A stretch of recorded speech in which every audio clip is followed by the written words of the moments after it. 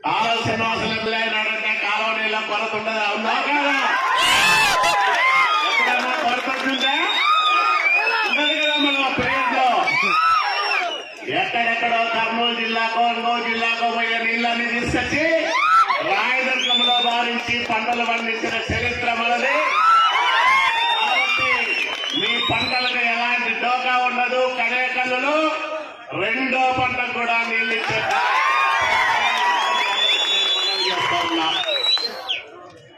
ఎందుకంటే చంద్రబాబు నాయుడు గారి ఆశీస్సులు ఉన్నాయి, అధికారుల సహకారం ఉంది, మంత్రులు మనం ఏం చెప్పినా కాదనుకోకుండా మనకు సహాయం చేసే వ్యక్తులు ఉన్నారు.